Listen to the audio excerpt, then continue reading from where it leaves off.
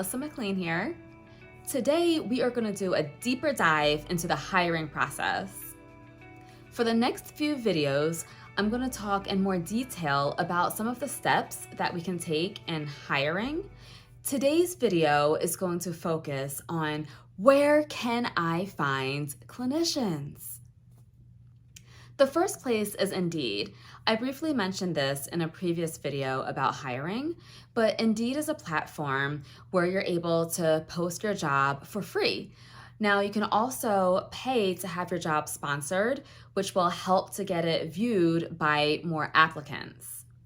With Indeed, it's very simple. So you pretty much go on, you create an account, and when you put your job posting up, it'll ask you to put in the title for your job.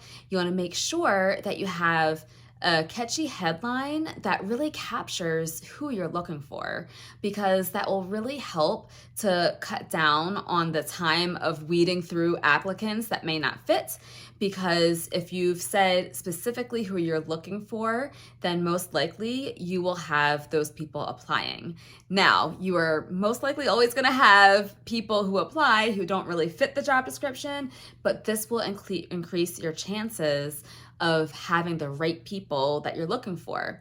For example, are you looking for somebody who's fully licensed versus pre-licensed? That might be something that you want to include in your job headline. So looking for a fully licensed therapist for a private practice, or looking for a provisionally licensed therapist for a private practice.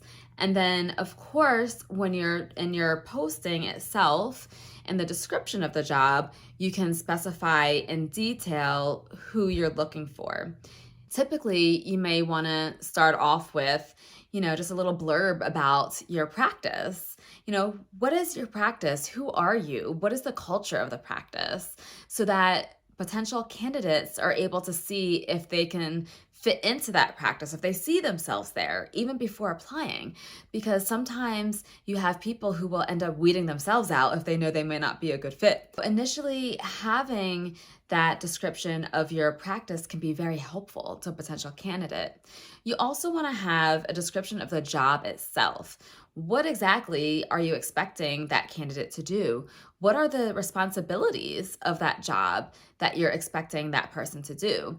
From doing intakes, are they, doing treatment notes, treatment plans? Are they in discharges? Are they going to be a part of case consultations with the staff? What is it that they're expected to do? Have high-speed internet if you're hiring somebody for telehealth? So just keeping in mind the things that you're looking for this person to do.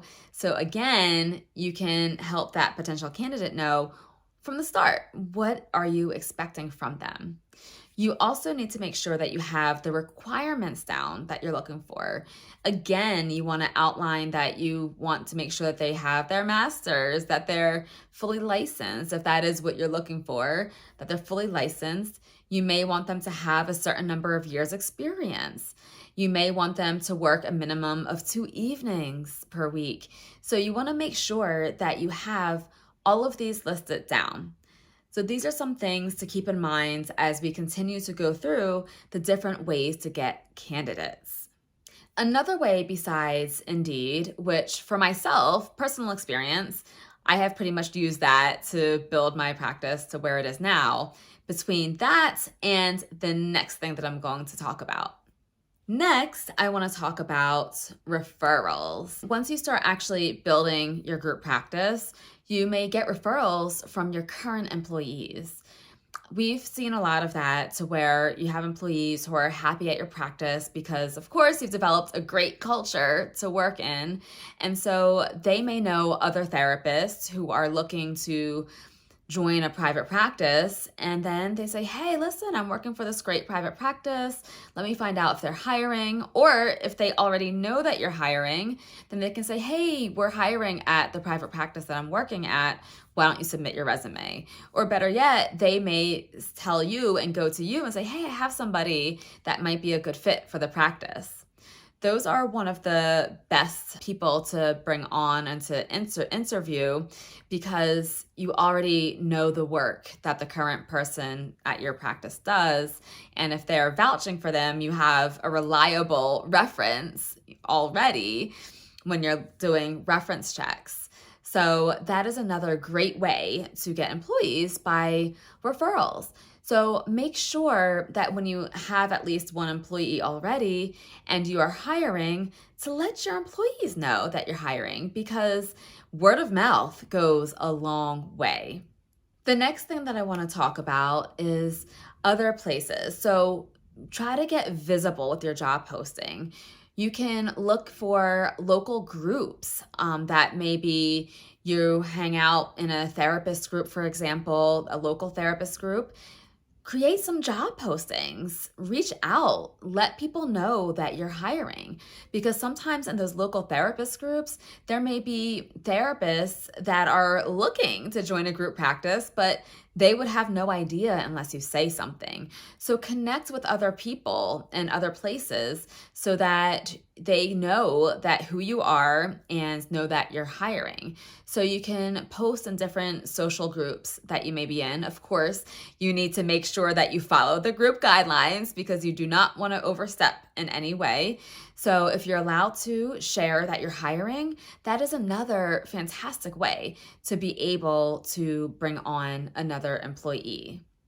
Other ways are to maybe use services that post on multiple avenues. So for example, there's one called WiseHire that we are currently testing out to see how it goes. So it is a paid platform, and essentially you put in your job posting. So as I described for Indeed, it's very similar, and you will find in most platforms that it will be very similar as to what information you would want to include in there. And I'll do another video later just really detailing information that you want to put in your job posting. With WiseHire, it's paid, and you basically put your information in, as I mentioned, and it goes on to different platforms for where applicants are searching.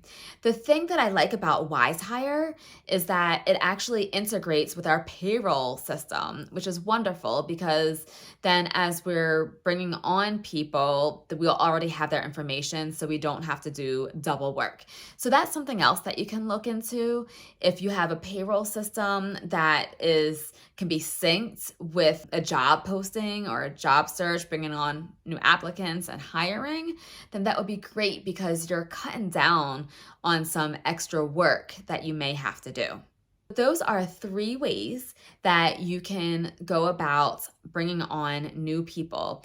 Again, let me recap that. So one is a free listing like Indeed, for example. Even some free listings might be on social media apps as well. I didn't even mention that. So any free listing, social media, Indeed, just post on there. LinkedIn, I know they have free versions. They also have paid versions on LinkedIn. You can also, by referral from your staff members, just reach out to your staff members, let them know you're hiring so that they can then spread the word to other therapist friends that they have in the community. Also, you yourself post in different communities, let people know, share with them that you are hiring, because you never know who's looking for a job until you open your mouth and you tell them that you're hiring. And then also other paid platforms, like I mentioned, WiseHire, where they post on multiple platforms so that your reach goes out further when looking for a job applicant. So those are just a few ways that you can go about looking for your applicant and starting that process of getting them onboarded and working for your practice. Please feel free to check out the hiring checklist that you can find in the comments and description below. And if you have any questions, feel free to leave a comment and I will be sure to get back to you. Bye.